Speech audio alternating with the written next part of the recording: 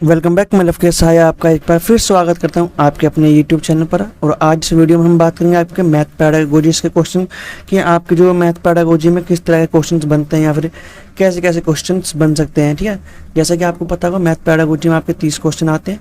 ठीक है, 30 में से क्वेश्चन जो आपके 5 से 6 क्वेश्चन आपके जो आते हैं कैलकुलेटिव आते हैं, और जो बाकी के जो बचते हैं आपके क्वेश्चन उनमें से जैसे आप मान लेते हैं 24 क्वेश्चन बचे, ठीक है, या 25 मान लेते हैं, पूरा अप्रोक्स मान लेते हैं। तो उन 25 क्वेश्चन में से आपके बहुत से क्वेश्चन तो आपके रिपीटेड होंगे और कुछ ऐसे होंगे जो रिपीटेड नहीं है। ठीक है, तो हम इन सभी क्वेश्चंस को जो है डिस्कस करेंगे यहाँ पर। यदि आप इस चैनल पर पहली बार आए हैं तो चैनल को सब्सक्राइब करें, और वीडियो पसंद आती है तो वीडियो को लाइक भी करें। तो चलिए स्टार्ट करते हैं अपने पहले क्वेश्चन से। आपका पहले क्वेश्चन है 6251, 6521 और 5621 में 5 के स्थानीय मानों का अंक बताओ। तो यहाँ पर 5 के स्थानीय मान पर इकाई दहाई, तो ये 50 हो जाएगा। इकाई दहाई सैकड़ा, तो ये 500 हो जाएगा। इकाई ये 1000 रुपये। ठीक है, और ये 5 के स्थान, ठीक है, 3 ही है। तो क्या हुआ, सबसे पहले 0 5 5 5। आपको जो ऑप्शन ऐसा नज़र आ रहा है 5550, वो आपका आंसर हो जाएगा।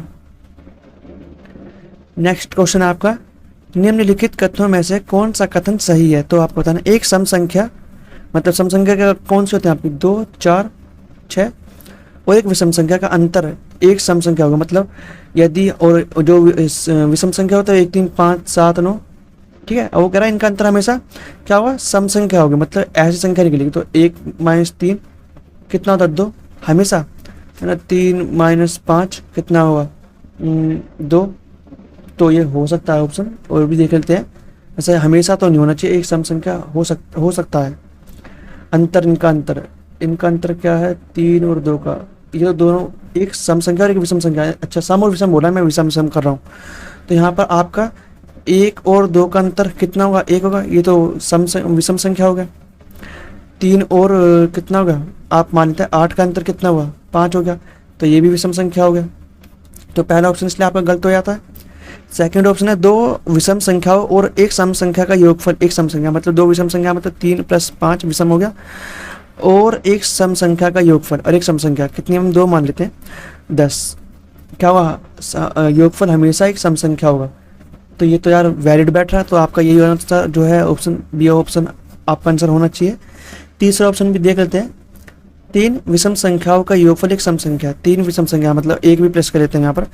1 3 और 5 कितना 8 1 9, तो ये विषम संख्या हो गया। तो ये ऑप्शन नहीं होगा आपका। और फोर्थ ऑप्शन है 3 विषम संख्याओं का गुणनफल एक सम संख्या, मतलब 1 × 3 × 5 3 × 15 और 15 × 15, तो सम संख्या का आने के लिए ये भी नहीं होगा। तो यहाँ पर आपने देख सकते हैं एग्जाम्पल के थ्रू हमने देख लिया कौन सा आंसर आपका होगा। नेक्स्ट क्वेश्चन आपका, निम्नलिखित में से कौन सा प्राथमिक स्तर पर गणित शिक्षण की पाठ्यचर्या अपेक्षाओं के साथ मेल नहीं खाता। मतलब जो मैथ की जो बुक्स है उनका कुछ जो करिकुलम है हमने जो डिसाइड करा है उनमें से कौन सा मेल नहीं खाता ना। क्योंकि जो हम बुक्स में चाहते हैं कि बच्चों को चीज़ आनी चाहिए, वो इनमें से एक ऑप्शन नहीं है। तो पहला ऑप्शन देखते हैं। पहला है वर्गीकरण गृत आंकड़ों के निरूपण का विश्लेषण करना तथा निष्कर्ष निकालना। वर्गीकरण आंकड़ों मतलब कुछ आंकड़े हैं, ठीक है, वर्गीकृत आंकड़े हैं कि ये ए वर्ग है, ये ए है, ये बी है, ये सी है, ये डी है। का निरूपण का विश्लेषण, अब इनका निरूपण क्या देखते हैं, विश्लेषण है। फिर आंकड़ों का विश्लेषण करना है, अर्थात विश्लेषण करने के बाद निष्कर्ष निकालना है। लेकिन निरूपण सब थोड़ा डाउटफुल है, इंग्लिश में क्या बोलते हैं थोड़ा कन्फ्यूजन है। तो पहले तो देखो इतना हार्ड तो हमें प्राथमिक स्तर पर बुक में आपको नहीं दे रखा, ठीक है, कि बच्चा आंकड़े निकालेगा, फिर उनका निरूपण करेगा, फिर उनका विश्लेषण करेगा, फिर उसके बाद निष्कर्ष निकालेगा। तो इतना लंबी चीज़ें, इतनी लंबी खिचड़ी बच्चे को प्राथमिक लेवल पर हमें नहीं पढ़ानी और ना ही हमने बताई है। दूसरा ऑप्शन है आपका दैनिक जीवन की तार्किक कार्य प्रणाली तथा गणितीय सोच के बीच संयोजन का विकास। कहने का मतलब है आपकी डे लाइफ में जो भी आप मैथ से रिलेटेड जो भी काम करते हो, जो भी आप एक्टिविटी करते हो, ठीक है, वो आपकी गणित के सोच के बीच में, आपकी जो मैथ की जो मैथमेटिकल जो थिंकिंग उसके बीच में एक समन्वय का विकास करना। ठीक है, जो आप स्कूल में मैथ सीखते हो आप उसे डे लाइफ में लगा पाते हो, ये कह सकते हो आप। तो ये आपका ऑप्शन ठीक है। थर्ड ऑप्शन है मानक परिकलन प्रणाली से संख्या संबंधी संक्रियाओं के करने में भाषा और प्रतीक चिन्हों का विकास। ये भी ऑप्शन आपका ये भी ऑप्शन आपका ठीक होगा। और फोर्थ ऑप्शन है भिन्न को पूर्ण के अंश के रूप में प्रदर्शित करना तथा सरल भिन्नों को व्यवस्थित करना। तो ये फोर्थ ऑप्शन में आपका ठीक है। आपको दे रखा ना, आपको दे रखा है अंश और हर के बारे में, ये रखा है आपको जो 5th क्लास है, ठीक है। तो क्या ये भिन्नता है, इसके बारे में जानकारी दे रखी है। जो भी आपके लैंग्वेज वाले क्वेश्चन है या फिर जो सिम्बल्स में दे रखे 2 + 3 गुणा इस तरीके से रखें, यहाँ पर इसमें इसकी बात की गई है, ठीक है ना, इस तरीके से।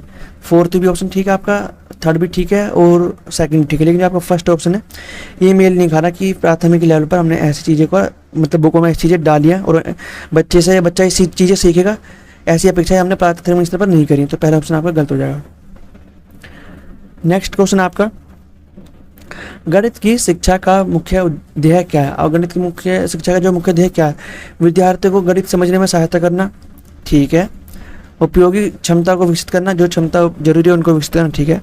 बच्चों की गणितीय प्रतिभा का विकास करना, बिल्कुल ठीक। आपका जो आपका सी ऑप्शन है वो ज़्यादा बेटर है फर्स्ट और सेकंड के कंपैरिजन में। और फोर्थ ऑप्शन ज्यामिति के प्रेम है और उनके परमाणु का स्वतंत्र रूप से सर्जन, ये भी नहीं। ज्यामिति तो हम अभी इस लेवल पर बच्चों को बहुत ज़्यादा नहीं बताएंगे, बहुत बेसिक बताएंगे, ठीक है। तो यहाँ पर जो आपका डी ऑप्शन है वो भी गलत होगा। तो यहाँ पर सिर्फ आपको जो सी ऑप्शन है वही ठीक है कि जो गणित से संबंधित जो प्रतिभा वो बच्चे में होनी चाहिए वो विकसित हो बच्चे में, है ना, बच्चे की जो गणितीय प्रतिभा है उसका विकास हो। तो यहाँ पर जो आपका सी ऑप्शन है वो ठीक होगा।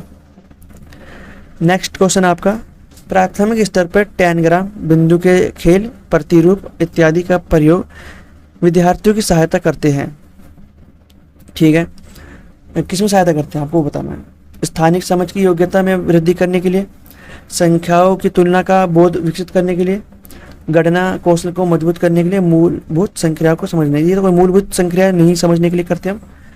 गणितीय कौशल को मजबूत करने के लिए भी हम इसका यूज़ नहीं करते, ये करते हैं इसका स्थानिक समझ की योग्यता में वृद्धि करने के लिए हम इसका यूज़ करते हैं।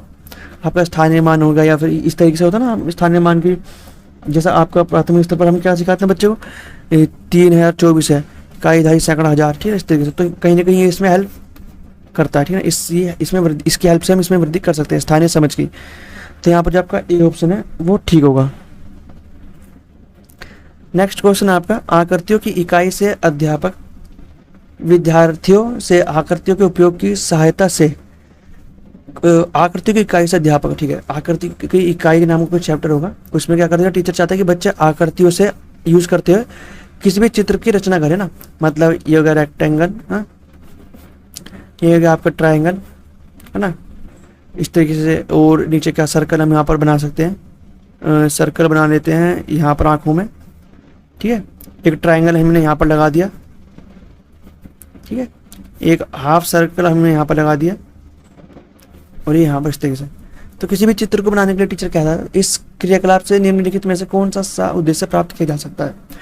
तो ज्ञान, इससे बच्चों को ज्ञान की प्राप्ति हो रही है, नहीं ज्ञान तो नहीं हो रहा, सब बोध समझ है ना बच्चे को, तभी तो बना पा रहा हो। तब तो अनुप्रयोग, इसका अनुप्रयोग भी करना जानता है। लेकिन इन सबसे ऊपर क्या कर रहा है बच्चा, सर्जन कर रहा है, किसी भी चित्र को बना रहा है, किसी भी चित्र को, है ना।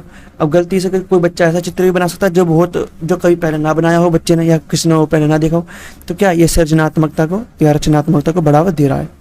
तो इसलिए यहाँ पर आपको जो सी ऑप्शन है वो ठीक होगा। नेक्स्ट क्वेश्चन आपका, कक्षा 4 का छात्र अर्जुन संख्या प्रणाली से संबंधित सभी प्रश्नों का उत्तर मौखिक रूप से दे सकता है, परंतु संख्या प्रणाली पर आधारित समस्याओं के हल लिखने में गलतियां करता है। लिखने में उसकी त्रुटियों को सुधारने के लिए सबसे अच्छी उपचारात्मक तकनीक है। पहला उपचारात्मक तकनीक है वास्तविक जीवन के अनुभवों को गणितीय संकल्पनाओं के साथ संबोधित करना। तो ये तो अच्छी बात है, ये चीज़ ठीक है। उसको एक कार्यपत्रक देना जिसमें समस्याएं आंशिक रूप से हल हो। मतलब आपने ऐसा क्वेश्चन पेपर या ऐसा जो वर्कशीट दी है जिसमें जो है ब्लैंक्स है, ठीक है। और इन ब्लैंक्स को कौन फिल करेगा, बच्चा फिल करेगा, ठीक है। तो क्या हुआ, और उसे खाली स्थान भरने हो। थर्ड ऑप्शन है संख्या प्रणाली की समस्याएं हल करने के लिए एक से अधिक तरीके सिखाना, गलत। उसे 10 अभ्यास परीक्षाएं देना, गलत।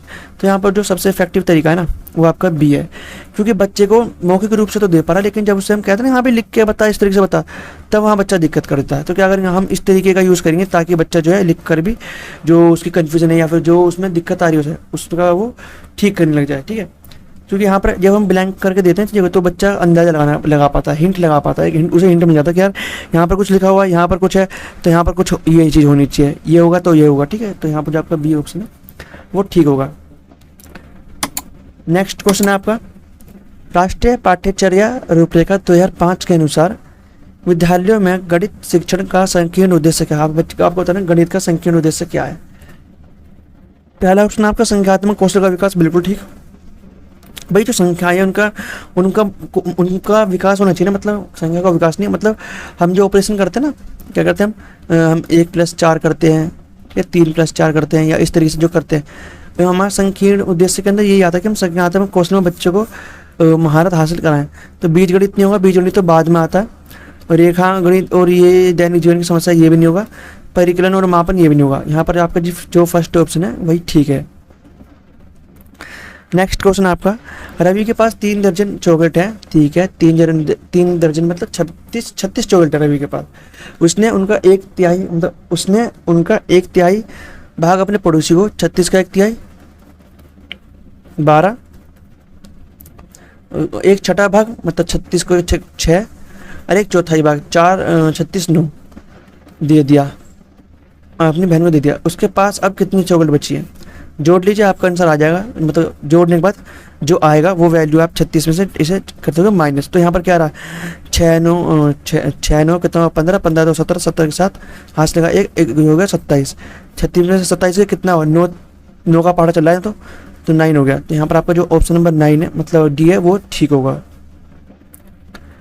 नेक्स्ट क्वेश्चन आपका, एक बच्चा जिस अवस्था में सभी संख्याएं संबंधित संक्रियाएं मतलब ऑपरेशन सभी जो है आपकी नंबर्स हैं उनके साथ जो है ऑपरेशन मतलब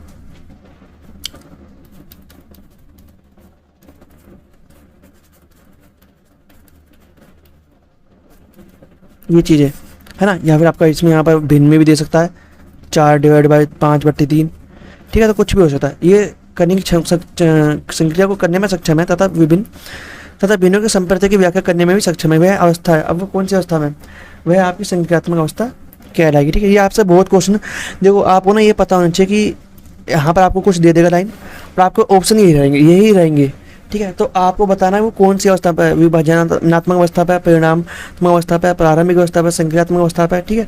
तो इनके बारे में जरूर पढ़ें, ठीक है, एक बार।